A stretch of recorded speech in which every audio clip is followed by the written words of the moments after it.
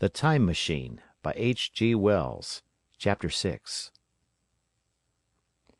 It may seem odd to you, but it was 2 days before I could follow up the new-found clue in what was manifestly the proper way.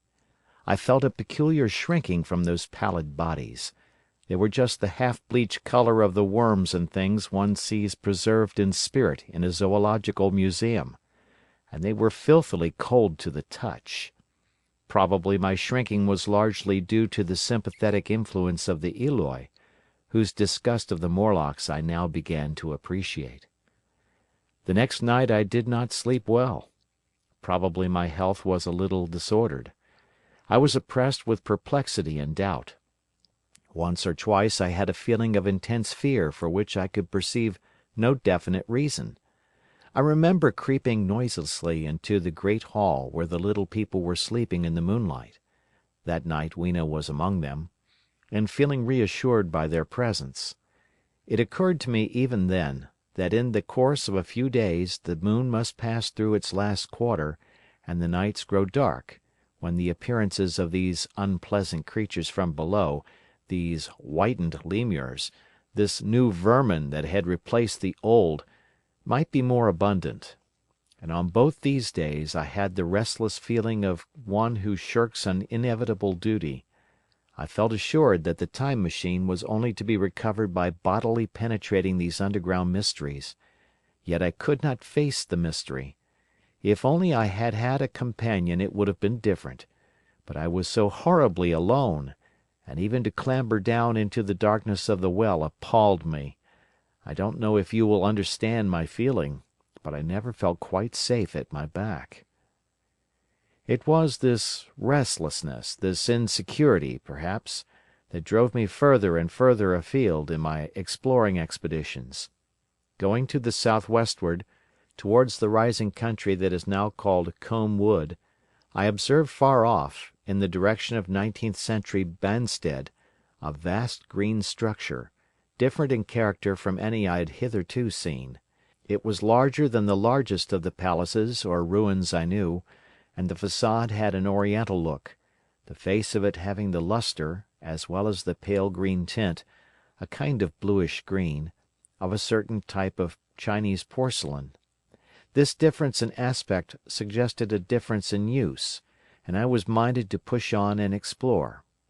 But the day was growing late, and I had come upon the site of the place after a long and tiring circuit, so I resolved to hold over the adventure for the following day, and I returned to the welcome and the caresses of little Weena.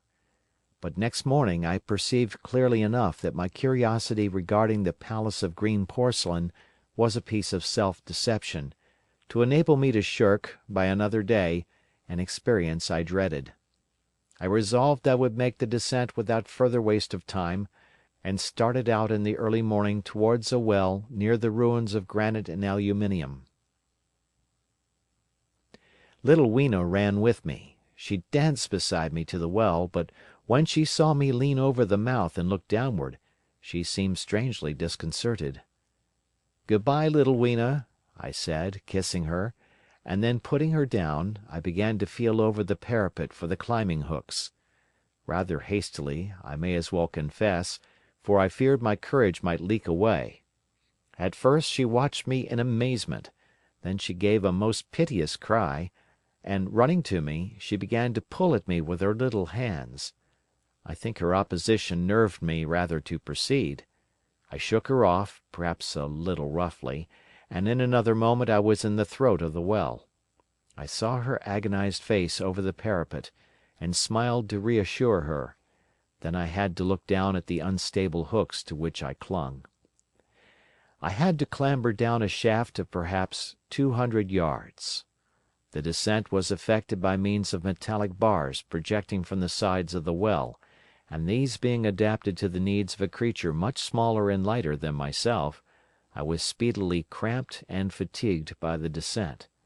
And not simply fatigued.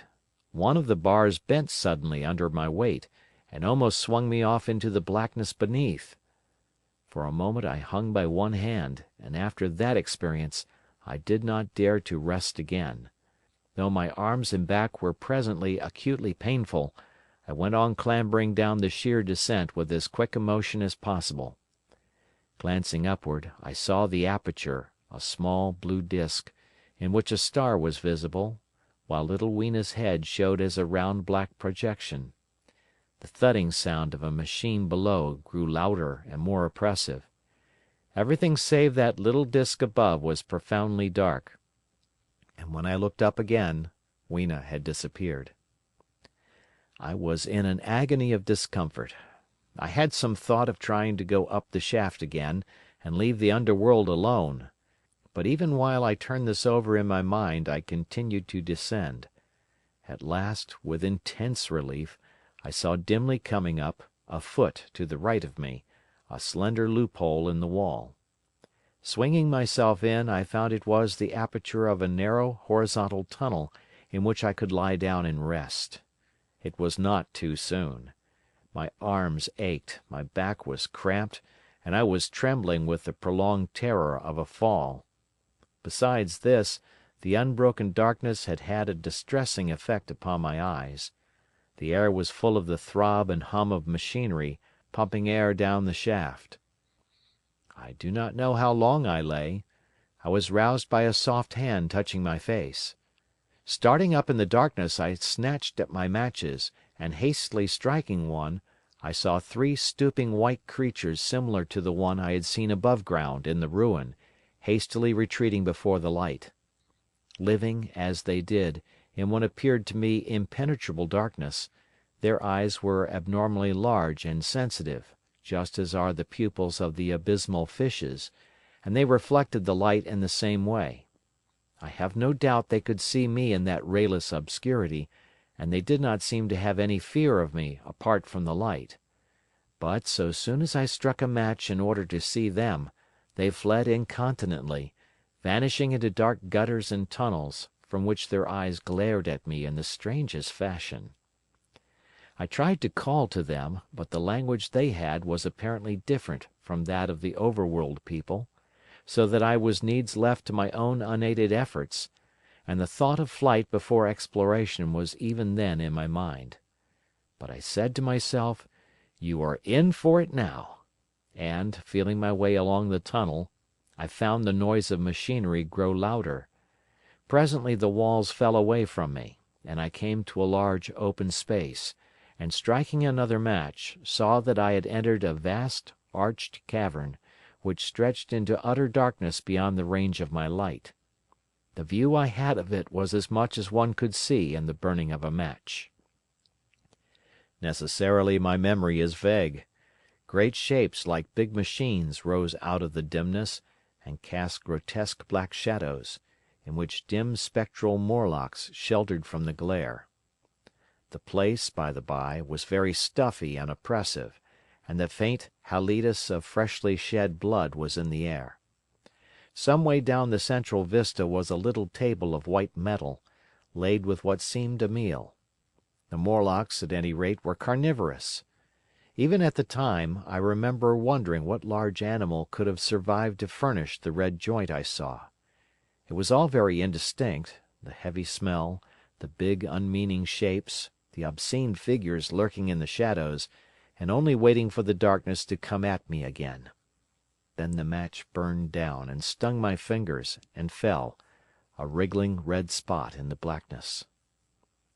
I have thought since how particularly ill-equipped I was for such an experience. When I had started with the Time Machine, I had started with the absurd assumption that the men of the future would certainly be infinitely ahead of ourselves in all their appliances. I had come without arms, without medicine, without anything to smoke. At times I missed tobacco frightfully, even without enough matches. If only I had thought of a kodak! I could have flashed that glimpse of the underworld in a second, and examined it at leisure. But, as it was, I stood there with only the weapons and the powers that Nature had endowed me with, hands, feet, and teeth, these and 4 safety matches that still remained to me. I was afraid to push my way in among all this machinery in the dark, and it was only with my last glimpse of light I discovered that my store of matches had run low. It had never occurred to me until that moment that there was any need to economize them, and I had wasted almost half the box in astonishing the upper worlders, to whom fire was a novelty.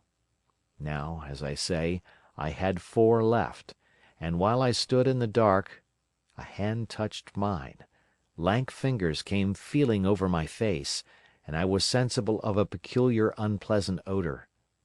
I fancied I heard the breathing of a crowd of those dreadful little beings about me. I felt the box of matches in my hand being gently disengaged, and other hands behind me plucking at my clothing. The sense of these unseen creatures examining me was indescribably unpleasant. The sudden realization of my ignorance of their ways of thinking and doing came home to me very vividly in the darkness. I shouted at them as loudly as I could. They started away, and then I could feel them approaching me again. They clutched at me more boldly, whispering odd sounds to each other. I shivered violently and shouted again, rather discordantly. This time they were not so seriously alarmed, and they made a queer, laughing noise as they came back at me. I will confess I was horribly frightened. I determined to strike another match and escape under the protection of its glare. I did so, and eking out the flicker with a scrap of paper from my pocket, I made good my retreat to the narrow tunnel. But I had scarce entered this when my light was blown out, and in the blackness I could hear the Morlocks rustling like wind among leaves, and pattering like the rain as they hurried after me. In a moment I was clutched by several hands, and there was no mistaking that they were trying to haul me back. I struck another light, and waved it in their dazzled faces. You can scarce imagine how nauseatingly inhuman they looked, those pale, chinless faces, and great lidless pinkish grey eyes, as they stared in their blindness and bewilderment. But I did not stay to look, I promise you. I retreated again, and when my second match had ended, I struck my third. It had almost burned through when I reached the opening into the shaft. I lay down on the edge, for the throb of the great pump below made me giddy. Then I felt sideways for the projecting hooks, and as I did so, my feet were grasped from behind, and I was violently tugged backward. I lit my last match, and it incontinently went out. But I had my hand on the climbing bars now, and, kicking violently, I disengaged myself from the clutches of the Morlocks, and was speedily clambering up the shaft, while they stayed peering and blinking up at me. All but one little wretch who followed me for some way, and well nigh secured my boot as a trophy. That climb seemed interminable to me. With the last 20 or 30 feet of it, a deadly nausea came upon me. I had the greatest difficulty in keeping my hold. The last few yards was a frightful struggle against this faintness. Several times my head swam, and I felt all the sensations of falling. At last, however, I got over the well mouth somehow, and staggered out of the ruin into the blinding sunlight. I fell upon my face. Even the soil smelt sweet and clean. Then I remember Weena kissing my hands and ears, and the voices of others among the Eloi. Then, for a time, I was insensible. End of chapter.